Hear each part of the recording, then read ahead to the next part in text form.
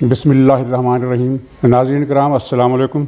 नाज़रीन, आज के करंट इश्यूज़ पर बात करने से पहले एक बहुत अहम तारीख़ी हवाले से कुछ वजाहत करना ज़रूरी समझता हूँ, इसलिए कि ये गलतफहमी अगर चंद लोगों को है तो कई और को भी होगी। परसों के व्लॉग पर जो तबसरे मुझे आए उनमें 2-3 टेलीफोन भी शामिल थे और उनमें ये कहा गया कि आपने ये गलत कहा है कि अयूब खां के ख़िलाफ़ तहरीक मौलाना मौदूदी और दूसरे सियासतदानों ने शुरू की थी। अयूब खां के ख़िलाफ़ तहरीक भुट्टो साहब की शुरू करदा थी।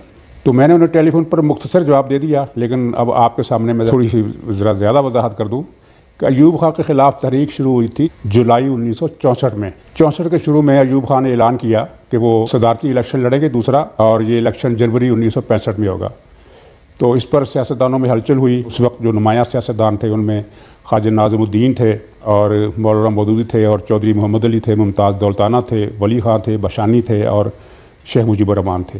तो ख्वाजा नाज़िमुद्दीन साहब की ईमा पर इन सब सियासतदानों का इजलास हुआ और जुलाई 1964 में एक मुत्तहदा अपोजिशन बनी जिसका नाम ही था कंबाइंड अपोजिशन पार्टी COP।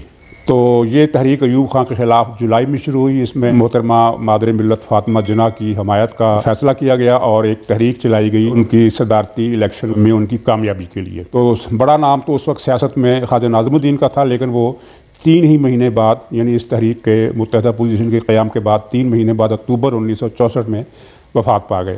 तो ये तहरीक चली जलसों के नाम पर और जनवरी में इलेक्शन हुए अगले साल 1965 में, जिसमें फ़ातिमा जिन्ना को हरा दिया गया। तो सदारती इलेक्शन में उनकी शिकस्त के बाद मुत्तहदा अपोजिशन पार्टी ने इस तहरीक को तहरीक बहाली जमहूरियत का नाम दे दिया, यानी PDM, जो आज भी अपोजिशन की तहरीक का नाम PDM है।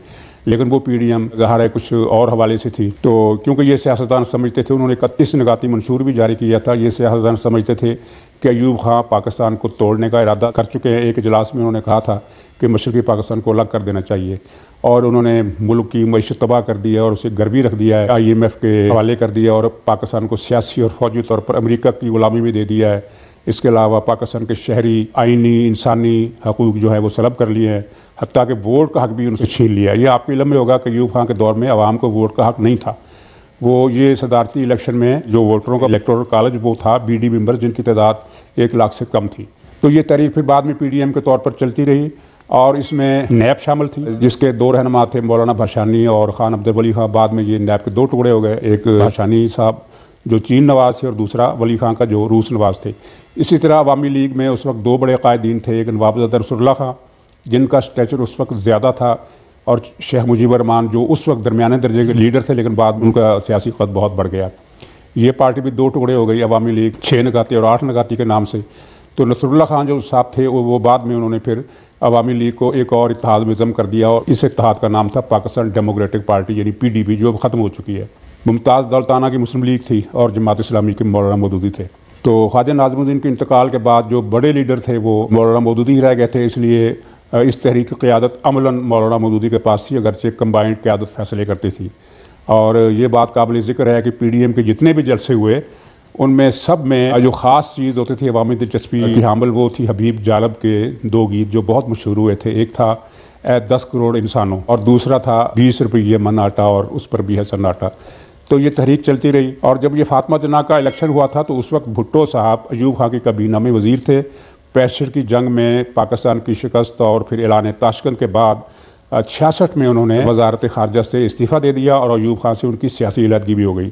67 में उन्होंने पीपल्स पार्टी बनाई और उसी साल उन्होंने अयूब खां के ख़िलाफ़ एक ज़ोरदार तहरीक चलाई। और इसके अलावा उनके साथ एक तीसरा एलिमेंट भी शामिल हो गया, असर खां की क़यादत में तहरीक इस्तिक़लाल या शायद ऐसे ही कोई नाम था, उसने भी तहरीक चलाई।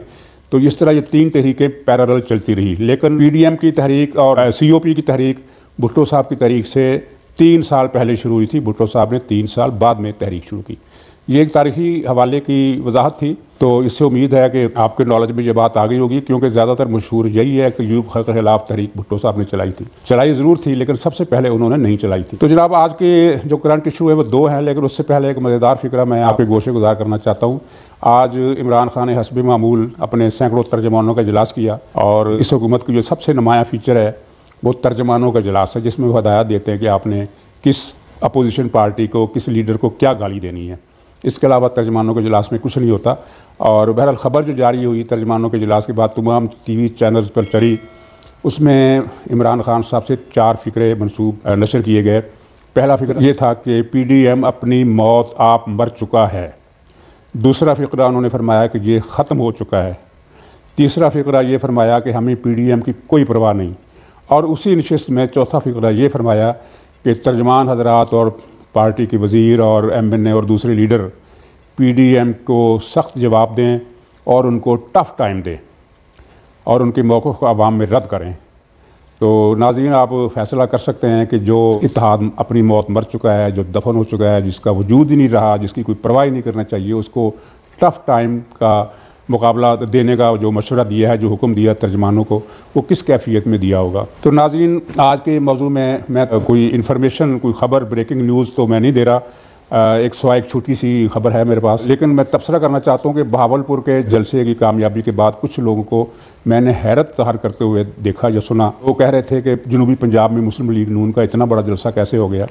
तो उन्हें शायद अंदाज़ा नहीं है कि मुस्लिम लीग नून के नवाज़ शरीफ के इस इलाके में जलसे पहले भी बड़े जलसे होते रहे हैं। हाँ, ये ज़रूर है कि बहावलपुर का कल का जलसा जो था वो माजी के तमाम जलसों से ज़्यादा बड़ा था। और दूसरी बात ये भी बहुत सारे लोगों के इल्म में नहीं होगी या उसको नोटिस नहीं करते होंगे कि जनूबी पंजाब में सबसे बड़ा वोट बैंक इलेक्शन के वक्त भी मुस्लिम लीग नून का था और आज भी मुस्लिम लीग नून का है। माजी में आज से 7-8 बरस पहले तक या 10-15 बरस पहले तक ये जनूबी पंजाब था, पीपल्स पार्टी का गढ़ था और पीपल्स पार्टी का वोट बैंक सबसे ज़्यादा था, लेकिन बाद में उसको रिप्लेस कर दिया मुस्लिम लीग नून ने। यही वजह है कि 2018 के इलेक्शन में जनूबी पंजाब को ख़ास तौर पर टारगेट किया गया और मुस्लिम लीग के मुतअद्दिद कम से कम 6-7 ऐसे उम्मीदवार जिनकी कामयाबी यकीनी थी, उन्हें डरा धमका कर इलेक्शन के इनेकाद से 2 रोज़ पहले दस्तबरदार किया गया ताकि मुस्लिम लीग नून उनकी जगह मुतबादिल उम्मीदवार भी ना ला सके। चुनांचे ये 7-8 सीटें तो एक ही झाड़ू के ज़रिए महकमा ज़राअत ने मुस्लिम लीग नून से छीन ली। उसके अलावा एक फ्रंट भी बनाया गया और कई लोगों को अगवा भी किया गया, कई लोगों को किसी दूसरे उम्मीदवार के हक़ में बैठने का भी कहा गया। कई मामलात हुए जिनकी लंबी चौड़ी तफसील अगर आप 2 साल पहले के अखबारात देखें तो आपको कहीं ना कहीं सिंगल डबल सुर्खियों भी मिल जाएगी, क्योंकि वजाहत के साथ उन दिनों कोई ख़बर छप नहीं सकती थी और अगर छपती थी तो छापने वाले को संगीन नताइज की धमकियाँ दी जाती थी। तो जनूबी पंजाब में आज भी अगर आप इलेक्शन कराएं तो पता चलेगा कि वहाँ पहले नंबर पर मुस्लिम लीग नून है, दूसरे नंबर पर पीपल्स पार्टी है, तीसरे नंबर पर कोई और पार्टी होगी। PTI का वहाँ कोई ऐसा वजूद नहीं है कि वो 2 या 3 सीटों से ज़्यादा बल्कि 1 या 2 सीटों से ज़्यादा जीत सके। लेकिन अब जो हालात नज़र आ रहे हैं, जो अवामी रद्द-ए-अमल हमें सड़कों पर, चौकों पर, गलियों में, मोहल्लों में, घरों में नज़र आता है, मुझे तो लगता है जनूबी पंजाब से तहरीक इंसाफ की शायद 1 सीट भी ना हो सिवाय शाह महमूद कुरैशी के। लेकिन हमें ये पता नहीं है कि इलेक्शन हुए तो शाह महमूद कुरैशी किस पार्टी में शामिल होंगे।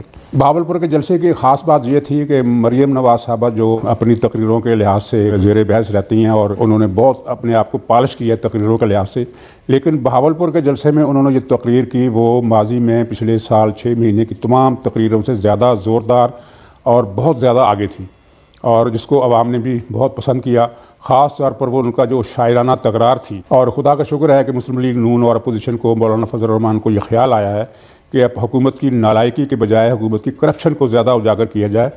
तो चुनांचे वो मरियम नवाज़ साहब ने एक शायराना तकरार की कि फ़ौज जानती है कि मैं ईमानदार हूँ, यानी इमरान खान कह रहा है कि मैं फ़ौज जानती है कि मैं ईमानदार हूँ, हालांकि मैंने फ़लाँ करप्शन की। उसमें उन्होंने 14-15 या 12-13 स्कैंडल गिनवाए जिनके बारे में बाद में मौलाना फजल रहमान ने कहा कि इमरान खान की करप्शन को मेगा करप्शन में इसलिए नहीं कह सकते कि ये मेगा करप्शन से भी बहुत आगे की चीज़ है। तो यहाँ नाज़रीन एक नुक्ते की बात यह है कि जब अपोजिशन ये कहती है कि हुकूमत नालायक है तो हुकूमत भी यही चाहती है कि उसे नालायक कहा जाए, क्योंकि वो नालायकी की आड़ में खरबों रुपए की, अरबों रुपए की करप्शन कर रही है और वो ये चाहती है कि लोग ये समझें कि ये जो इतनी रकम उजाड़ी गई है, इतनी बर्बादी हुई है, इतना नुकसान हुआ है, इतना पैसा खा लिया गया है, तो ये नालायकी और अदम तवज्जी की वजह से हुआ है, करप्शन की वजह से नहीं, क्योंकि बंदा बहरहाल ईमानदार है। तो अपोजिशन इस ट्रैप में रही है और वो हुकूमत की नालायकी को ज़ेर बहस लाती रही है, उसी को तनकीद का निशाना बनाती रही है। हालांकि ये उनकी स्ट्रेटजी है, यानी उन्होंने खुद को कैमोफ्लेज किया है नालायकी के पर्दे में। वो अरबों रुपए की लूट खसूट कर रहे हैं और जहां उनको मौका मिलता है करोड़ों की भी करते हैं। मसलन हाल ही में आपने खबर ये सुनी होगी कि मेट्रो बसों में जो पुराने टिकट थे प्लास्टिक के, जिनकी वजह से करप्शन नहीं हो सकती थी, वो ख़त्म कर दिए गए। उनकी जगह कागजी टिकट चलाए गए जो जालसाजी से छापे गए और उसकी वजह से महकमे को माहाना 15 करोड़ रुपए का घाटा हो रहा है। तो ये 15 करोड़ किसकी जेब में जा रहे हैं, ये अगर कभी इंक्वायरी होगी तो पता चलेगा। छोटी सी खबर जो ब्रेकिंग न्यूज़ कह सकते हैं, इसलिए कि मुझे नहीं पता कि ये आप तक पहले भी पहुंच चुकी होगी। और भावलपुर के जलसे से 3 दिन पहले की बात है कि मौलाना को फिर एक पैगाम आया है और उसमें कहा गया है कि हज़रत हम अब जानबदार नहीं हैं, अब हम गैर जानबदार हो गए हैं। इस बात में कितनी सच्चाई है ये तो पता चल जाएगा, लेकिन मेरा ख्याल है कि मौलाना फजलुर रहमान और PDM इस पैगाम पर एतबार करने के लिए तैयार नहीं है, क्योंकि अगर जानबदार नहीं हैं तो फिर उस तरह के बयानात आने चाहिए। जब 5.6 के हिसाब से मईशत ग्रो कर रही थी तो बयान आया था कि मईशत की हालत अच्छी नहीं है, और अब जब -0 पर चली गई है तो ऐसा कोई बयान सामने नहीं आ रहा। इस पर बयान आए, कोई इस तरह का कमेंट आए तो फिर पता चलेगा कि वो जानबदार हैं या नहीं हैं। तो इस जलसे ने हुकूमत के गुस्से में, इश्तिआल में इजाफा किया है और वो बातें उन्होंने तेज़ कर दी हैं। तो उसको आप एक मनफी प्रोपेगेंडा समझिए। मनफी प्रोपेगेंडा का मतलब ये होता है कि जो चीज़ नहीं है उसे इतना ज़्यादा उजागर किया जाए कि लोग समझने लगे कि हाँ ये है। वो प्रोपेगेंडा ये था कि PDM जो है वो ख़त्म हो गया है, इसमें इख्तिलाफ पड़ गया है, इसमें फूट पड़ गई है। मैं पहले भी बता चुका हूँ कि हिकमत अमली का इख्तिलाफ था, जिसे मौलाना फजलुर रहमान और मुस्लिम लीग नून ने इस हिकमत अमली के इख्तिलाफ को एक मनफी तसर या मनफी मुकाम पर जाने से रोकने के लिए एक कंप्रोमाइज़ किया और पीपल्स पार्टी का मौक़िफ़ मान लिया। और अब कई लोग ये दलाइल दे रहे हैं कि पीपल्स पार्टी के मौक़िफ़ में वज़न है। मुझे नहीं पता वज़न है या नहीं है, लेकिन लोगों की ये राय बन रही है कि फ़ौरी तौर पर इस्तीफ़े देने से कई प्रॉब्लम या नुकसानात हो सकते थे मुल्क का। ज़ाहिर है एक इस बात में इस हद तक तो हम कबूल कर सकते हैं इस बात को कि अगर इस्तीफ़े दे दिए जाते हैं और हुकूमत इस्तीफ़ा नहीं देती तो फिर कहीं गैर आइनी रास्ते का दरवाज़ा ना खुल जाए।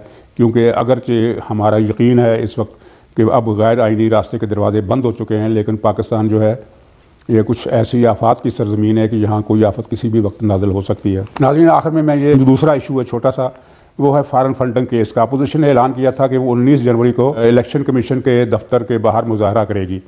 इस पर इलेक्शन कमीशन ने 6 तारीख को यानी 2 दिन बाद इजलास तलब कर लिया है। इजलास इस बात का फैसला करने के लिए तलब नहीं किया गया कि फॉरेन फंडिंग केस की समाअत की जाए, उसकी कोई तारीख रखी जाए, बल्कि इसलिए किया गया है कि सिक्योरिटी का बंदोबस्त किया जाए।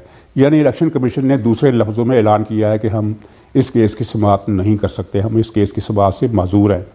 अब आप फैसला कीजिए। आपने अब तक सुना होगा कि दुनिया में इस वक्त कुछ चीज़ें जो हैं, कुछ राज ऐसे हैं जो बड़े पुरस्कार हैं। मसलन बरमूदा ट्रायंगल का राज क्या है, अहराम मिस्र किसने बनाया, ये भी एक राज चला आ रहा है। तो जनाब, इन 2 टॉप के जो मिस्ट्रीज़ हैं, इनमें आप तीसरी मिस्ट्री का इजाफा कर लीजिए और वो ये है कि फॉरेन फंडिंग केस की समाअत आखिर क्यों नहीं हो रही। जहाँ मुल्क के साबिक़ वज़ीर आज़म को 6 महीने में किसी सबूत गवाही के बगैर नाअहल किया जा सकता है डे टू डे समाअत के ज़रिए, उसी मुल्क में 6-7 साल से फॉरेन फंडिंग का केस जो है वो पेंडिंग चला आ रहा है। और ये भी नहीं है कि तारीख पर तारीख पड़े, नहीं, 6 महीने के बाद एक तारीख पड़ती है, अगले 6 महीने के बाद फिर और एक तारीख पड़ जाती है। तो ये राज टॉप 3 मिस्ट्रीज़ हैं, उनमें आप इसको शामिल कर लें और इंतज़ार करें कि अब ये मिस्ट्री शायद जल्द हल होने का रास्ता निकल आए। नाज़रीन किराम, खुदा हाफिज़।